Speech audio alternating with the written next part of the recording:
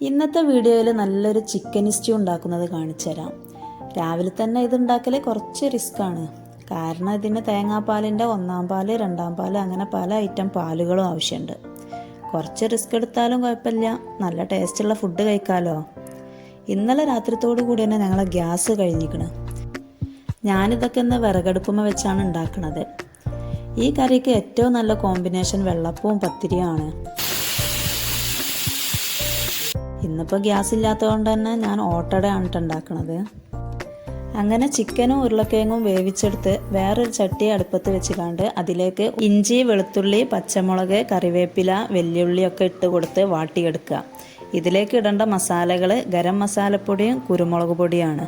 ഗരം മസാലപ്പൊടി ഇല്ലാത്തതുകൊണ്ട് തന്നെ ഞാനിതിലേക്ക് പട്ട, ഗ്രാമ്പു, ഏലക്ക ഇതൊക്കെ ഇട്ട് കൊടുത്തിട്ടുണ്ട്. വിരുന്നുകാരൊന്നും ഇല്ലല്ലോ, നമുക്കുള്ളത് തന്നെയല്ലേ, ഇതൊക്കെ മതി. വേവിച്ച് വെച്ച ചിക്കനും ഉരുളക്കിഴങ്ങും അതിലേക്കിട്ട് തേങ്ങാപ്പാലിൻ്റെ 2-ാം പാലും ഒഴിച്ച് ചെറിയൊരു തക്കാളി കൂടി ചേർത്ത് മൂടി വെക്കുക. അതിനുശേഷം 1-ാം പാലും ചേർത്ത് അടുപ്പിൽ നിന്ന് മാറ്റി വെക്കുക. വെജിറ്റബിൾസ് വെച്ചും ഇതേപോലെ സ്റ്റ്യൂ ഉണ്ടാക്കിയാൽ നല്ല ടേസ്റ്റാണ്. ചിക്കൻ സ്റ്റ്യൂ ഓട്ടോടൊക്കെ റെഡിയാക്കി കഴിഞ്ഞപ്പോഴത്തേനെ പാത്തു എണീച്ച് വന്ന് കേട്ടാ. അങ്ങനെ ഓൾക്ക് ചായയൊക്കെ കൊടുത്ത്. അപ്പോൾ ഇന്നത്തെ വീഡിയോ ഇത്രയൊക്കെ ഉള്ളൂ.